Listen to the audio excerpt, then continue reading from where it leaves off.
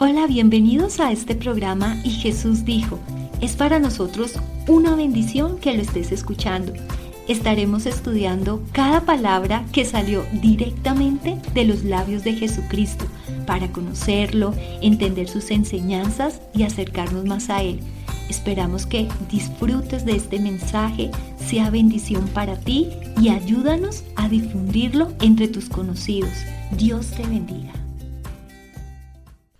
Como hemos visto, Dios se interesa por el estado de nuestro corazón, se agrada de los actos externos que hagamos siempre y cuando concuerden con unas intenciones correctas que busquen glorificar y alabar el nombre de Dios. Jesucristo sabía que aparte de sus discípulos, también lo estaban escuchando los religiosos, quienes no entendían este principio, y por ello el Señor les hace ver los errores de su sistema legalista que había llegado incluso a reemplazar la misma palabra de Dios. Por ello, después de aclararles que Él no vino para abolir ni a cambiar la ley, sino a cumplirla, continúa su sermón con 6 enseñanzas. Cada una de ellas inicia con la frase «Oísteis que fue dicho a los antiguos». Es decir, Jesucristo va a comparar lo que enseñaban los rabinos y sus tradiciones versus lo que enseña la verdadera palabra de Dios. Obviamente, esta última siendo mayor y superando por creces a la de los escribas y fariseos. Acompáñame a Mateo 5, versículos 21 al 22. Jesús dijo: «Oísteis que fue dicho a los antiguos, no matarás, y cualquiera que matare será culpable de juicio. Pero yo os digo que cualquiera que se enoje contra su hermano será culpable de juicio, y cualquiera que diga necio a su hermano será culpable ante el concilio, y cualquiera que le diga fatuo quedará expuesto al infierno de fuego». Recordemos que luego de la caída de Adán y Eva, el primer delito que cometió el hombre fue el asesinato. Los judíos sabían que estaba prohibido por Dios y que el asesino debía ser castigado. Desgraciadamente, aún se cometen homicidios sin ningún tipo de remordimiento, a veces por placer, por venganza, por dinero o por cualquier razón, violando el 6º mandamiento de Dios que está en Éxodo 20, versículo 13, que nos dice: «No matarás». Es cierto que Satanás, como lo dice Juan 8:44, es el asesino desde el principio. Sin embargo, aunque él es el que tienta, en definitiva, el que toma la decisión de cometer pecado es el mismo hombre, y en él recae toda responsabilidad. Ahora bien, los judíos pensaban que el asesinato se limitaba al acto de quitar la vida a una persona físicamente y lo trataban como un acto civil que debía ser enjuiciado frente a una corte o tribunal sin considerar a Dios, ni el castigo que demandaba su palabra, que según Génesis 9:6, quien mataba también debía morir. Para ellos, alguien cuyo corazón estuviera lleno de ira, rabia u odio no era un homicida. Ellos no trataban con el corazón del hombre, que es donde se origina el pensamiento pecaminoso y luego se materializa. Por eso es que en el versículo 22 el Señor dice: «Pero yo os digo». Jesucristo va más allá. Para Él es asesino aquel que quita la vida a alguien como el que tiene el pensamiento o la intención de hacerlo. Es igual de asesino el que mata como el que sus pensamientos son de ira y odio. Jesús nos da 3 ejemplos de esto que estamos hablando, para que entendamos cómo es la justicia de Dios, cuán profunda es, para que nos lleve a evaluar nuestro estado del corazón.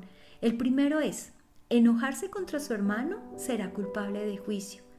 Cabe aclarar que no es toda forma de enojo, es la ira u odio por la persona que nos hizo algo, nos ofendió, nos lastimó y que lentamente en nuestro corazón permitimos que nos llenáramos de ira. Luego pasó un rencor y por último se convirtió en una raíz de amargura que impide perdonar al ofensor.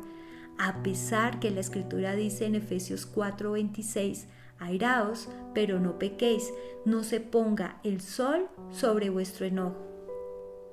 Esto quiere decir, no podemos irnos a dormir teniendo en nuestro corazón rabia u odio por alguien, sino que antes de irme a descansar, yo tengo que perdonar. La persona que se resiste en perdonar será llevada a comparecer ante el tribunal, al juicio de Dios. El segundo ejemplo es cualquiera que diga necio a su hermano será culpable ante el concilio. La palabra necio aquí utilizada no tenía el mismo significado que tiene en la actualidad. Era una palabra malintencionada para mofarse o burlarse de alguien, calumniarla o insultarla.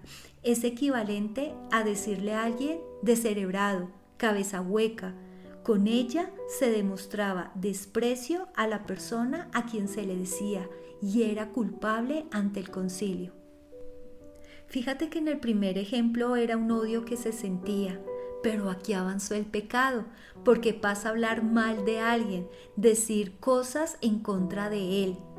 El tercer ejemplo es cualquiera que le diga fatuo quedará expuesto al infierno de fuego. La palabra fatuo significa estúpido o idiota y en el griego se utilizaba para calificar a alguien de impío a quien se veía como indigno del amor de Dios. También se puede entender como maldecir a alguien, o sea que ya no solo se odia, no solo se habla mal de la persona, sino que ahora la maldice. Podemos apreciar que cada vez más va creciendo su pecado, por lo que es digno de ser expuesto en el infierno de fuego. En estos tres ejemplos podemos ver cómo va creciendo el pecado y asimismo cómo va aumentando la severidad en el castigo. Alguno podría estar pensando que estas palabras de Jesús fueron solamente para los fariseos, pero no es así. También aplica para nuestra vida. Y nos debe llevar con sentido de urgencia a examinar nuestro corazón, pedirle al Señor que nos muestre si aún albergamos odio, enojo, rabia por alguien al cual no hemos podido perdonar. Por el contrario, ese odio lo hemos exteriorizado sin tener cuidado con nuestra lengua, hemos ofendido, lastimado, calumniado, dañado la reputación y lo que es peor, hasta hemos llegado a maldecirlo, deseándole el mal, incluso la muerte. Y en este caso recibiremos el castigo de Dios, que es el mismo infierno. Querido oyente, esto no quiere decir que el Señor desestime la ofensa o el daño que te hicieron.